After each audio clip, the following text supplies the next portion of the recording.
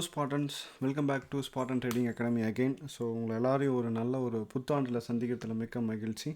நம்மளோட நிறுவனத்தின் சார்பாகவும் நம்மளோட ரூபன் மற்றும் நம்மளோட டீமோட சார்பாகவும் பார்த்தீங்கன்னா ஃபர்ஸ்ட் ஆஃப் ஆல் உங்களுக்கு நான் நியூ இயர் விஷஸ் சொல்லிக்கிறேன். Happy new year.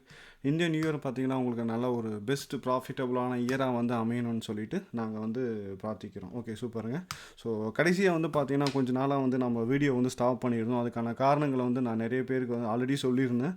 ஸோ லைவ்லேயும் சொல்லியிருந்தேன், நிறைய பேருக்கு இண்டிவிஜுவலாகவும் நான் சொல்லியிருந்தேன்.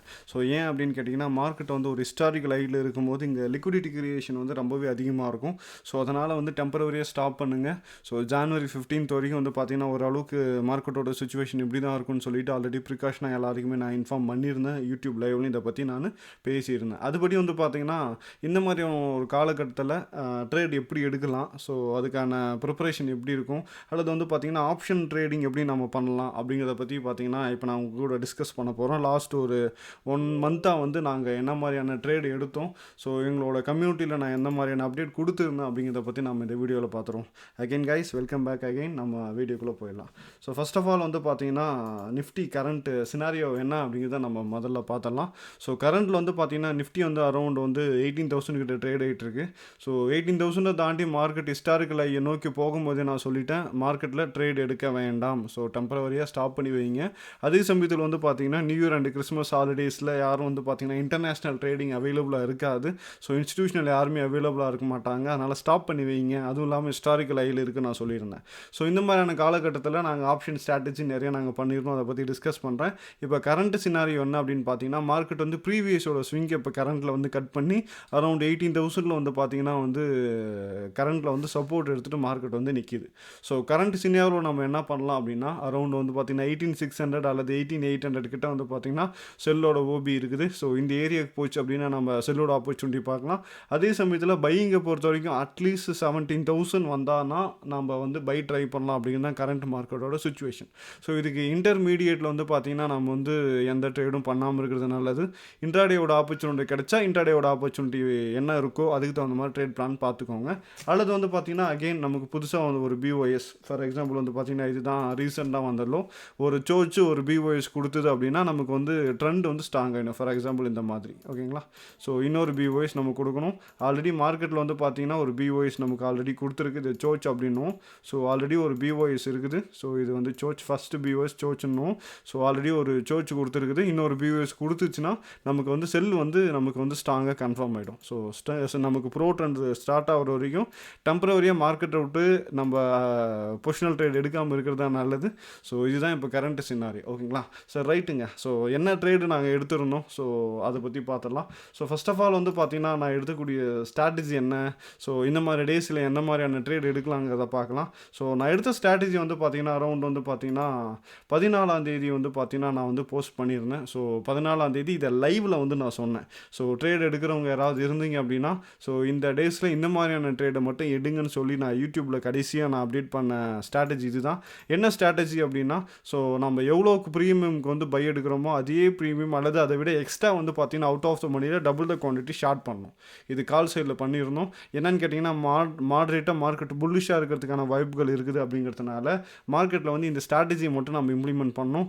இதோட ரிசல்ட் அப்படின்னு நம்ம பார்க்கும்போது ஸோ யார்த்தாலும் பார்த்தீங்கன்னா அந்த ரெகுலர் அப்டேட் நான் கொடுத்துருந்தேன்.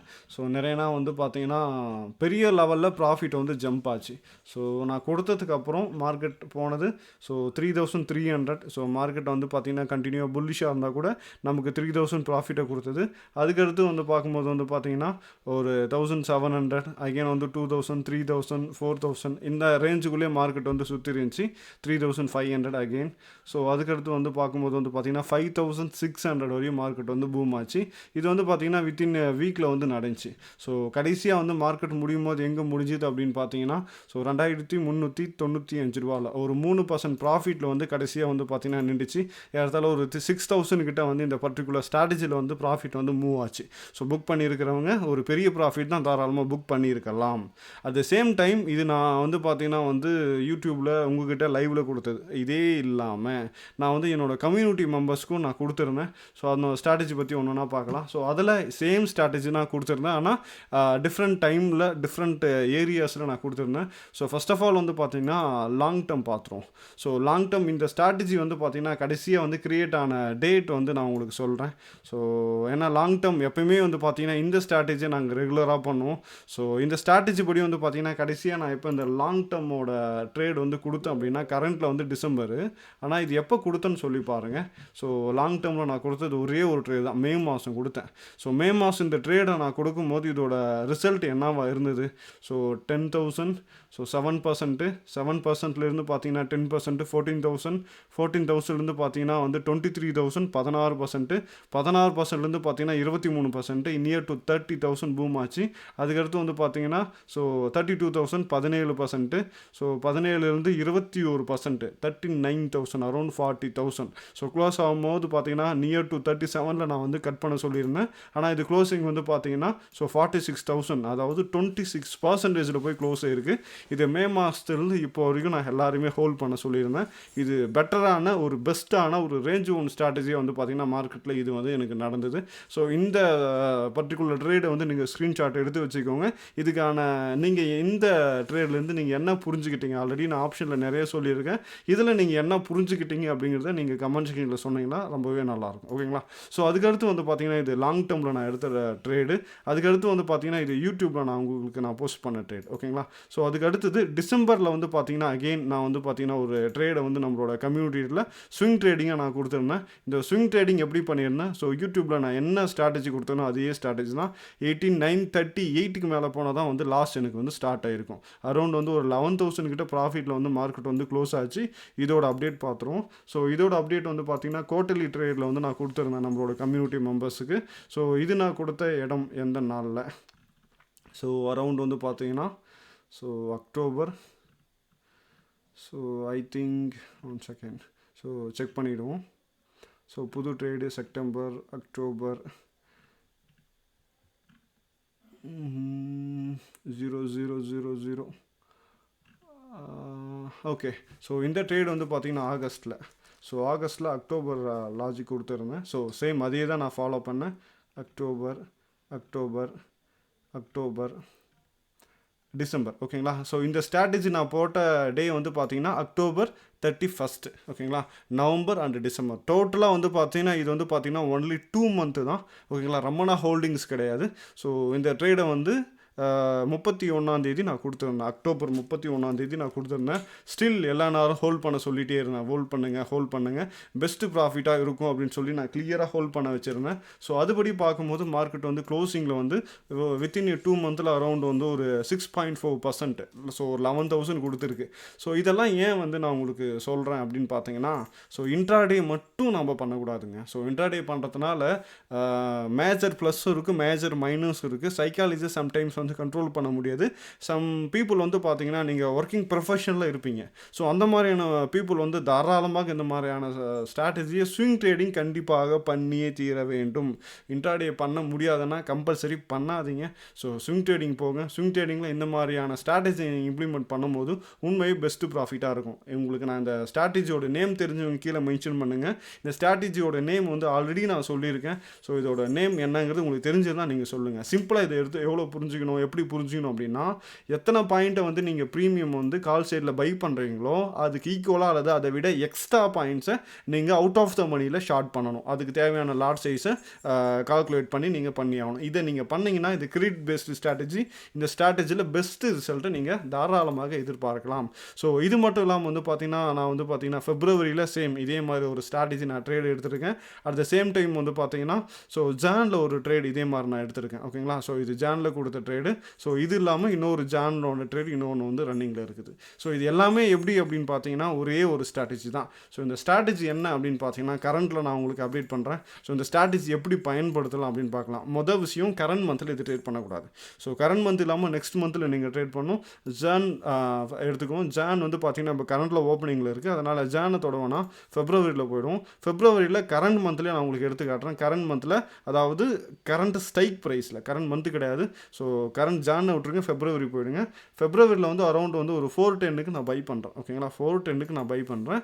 இதை விட டபுள் த குவான்டிட்டி நான் ஷார்ட் பண்ணணும். அப்படின்னா 410 விட எக்ஸ்ட்ரா இருக்கணும். ரெண்டு லாட்னாலும் சரி, 3 லாட்னாலும் சரி, 4 லாட்னாலும் சரி பண்ணி ஆகலாம். அந்த ஸ்ட்ரைக்கை வந்து தாண்டக்கூடாது. ஸோ இது வந்து பார்த்தீங்கன்னா நான் செபி ரிஜிஸ்டர்ட் அனலைஸ்டெல்லாம் கிடையாது. ஸோ நான் கொடுக்கக்கூடிய ஸ்ட்ராட்டஜிலையும் ரிஸ்க் இருக்குது. அந்த லெவலை தாண்டும் போது நீங்கள் அடிஷ்னல் ட்ரேட் எடுத்து தான் ஆகணும். ஓகேங்களா, மறந்துடாதீங்க. ஓகேங்களா, இப்போ 410 கிட்ட நான் வந்து பார்த்தீங்கன்னா ஷார்ட் பண்ணியிருக்கேன். அப்படின்னா 200 விட எக்ஸ்ட்ரா இருக்கக்கூடிய ப்ரீமியமாக டபுள் த குவான்டிட்டி நான் ஷார்ட் பண்ணேன். ஃபார் எக்ஸாம்பிள் வந்து பார்த்தீங்கன்னா இங்கே 225 இருக்குது. இதில் வந்து 2 லாட் நான் ஷார்ட் பண்ணுறேன். ஸோ இந்த ட்ரேடு படி மார்க்கெட் வந்து 19,143 தாண்டாமல் இருந்தால் உங்களுக்கு பெஸ்ட்டு ப்ராஃபிட். ஸோ இந்த மாதிரியான ஸ்ட்ராட்டஜியை தான் மார்க்கெட்டில் வந்து ட்ரெண்ட் உங்களால் ஐடென்டிஃபை பண்ண முடியல, அல்லது மாட்ரேட்டாக புல்லிஷில் இருக்குன்னா நீங்கள் கால் சைடில் எடுக்கலாம், மாட்ரேட்டாக பீரிஷில் இருக்குன்னா நீங்கள் இதை புட் சைடில் எடுக்கலாம். ஓகேங்களா, ஸோ இந்த மாதிரியான ஸ்ட்ராட்டஜி நீங்கள் எடுத்துகிட்டு ஸ்விங் ட்ரேடிங்கில் கம்முன்னு ஒரு இடத்துல ஃப்ரீயாக உட்காந்துக்கிறது நல்லது. இந்த மாதிரியான ரிசல்ட் உங்களுக்கு பக்காவாக உங்களோட மந்த் ஆன் மந்த் ரெவன்யூ வந்து சூப்பராக வந்து பூஸ்டப் பண்ணி கொடுக்கும். ஸோ இந்த மாதிரியான ஸ்ட்ராட்டஜி நீங்கள் பண்ண ஆரம்பிங்க. வெறும் இன்ட்ராடே மட்டும் பண்ணிவிட்டு ஹார்ட்பீட்டை ஏற்றிட்டு இருக்காதீங்க. ஸோ இந்த நியூ இயரில் நான் உங்களுக்கு கொடுக்குறது ஒரே ஒரு விஷயந்தான். So trade with edge. So edge இல்லாமல் பொசிஷனல் ட்ரேடிங் எடுக்காதீங்க. ஸோ எட்ஜ் இல்லாமல் ட்ரேட் பண்ணாதீங்க. ஸோ எட்ஜ் இல்லாமல் நீங்கள் ட்ரேட் பண்ணிங்க அப்படின்னா, அதாவது பொசிஷனை ஹோல்டிங் பண்ணிங்கன்னா கம்பல்சரி ரிஸ்க் இருக்குது. ஸோ இன்ட்ராடேவில் நான் பண்ணுறேன், அது வேறு கான்செப்ட்டு. நீங்கள் எல்லாரும் சொல்லுவீங்க இன்ட்ராடேயில் நேக்கிட்டாக பை பண்ணுறோமே, அது வேறு கான்செப்ட்டுங்க. இன்ட்ராடேவும் நான் ப்ரிஃபர் பண்ணுறது வந்து பார்த்திங்கன்னா ஸ்ப்ரெட் மெத்தடு தான். ஸோ நான் வந்து நேக்கிட்டாக எப்பயுமே வந்து பண்ணுங்கன்னு சொல்லியிருக்க மாட்டேன். ஸோ இன்ட்ராடேவில் பண்ணுறதாலும் ஸ்ப்ரெட் பண்ணுங்கள். சம்டைம்ஸ் நேக்கிட்டாக எடுத்திங்கன்னா கூட வந்து பார்த்திங்கன்னா அது எவ்வளோ சீக்கிரமாக க்ளோஸ் பண்ண முடியும் அவ்வளோ சீக்கிரம் க்ளோஸ் பண்ணுங்கள். பொசிஷனல் எடுக்கிறீங்கன்னா எட்ஜிங் இல்லாமல் தயவு செஞ்சு பண்ணாதீங்க. ஓகேங்களா, ஸோ இதை மட்டும் மைண்டில் வச்சுக்கோங்க. கரண்ட் சினாரியோ வந்து பார்த்திங்கன்னா நம்மளுக்கு செகண்ட் பிஓஎஸ் கொடுத்துச்சு, அல்லது சோச்சுக்கு அடுத்து ஒரு பிஓஎஸ் கரண்ட்டில் கொடுக்குது அப்படின்னா ஒரு நல்ல ஒரு ட்ரெண்ட் ரிவர்சலாக நம்ம எதிர்பார்க்கலாம். இப்போ கரண்ட்டில் மார்க்கெட் இருக்கிறது கவுண்டர் ட்ரெண்ட். ஸோ கவுண்டர் ட்ரெண்டில் இருக்கிறதுனால இங்கே ரிஸ்க் அதிகமாக இருக்குது. ஸோ மார்க்கெட் ஆனால் பியரிஸில் ஆல்ரெடி ஸ்டார்ட் ஆகிடுச்சு.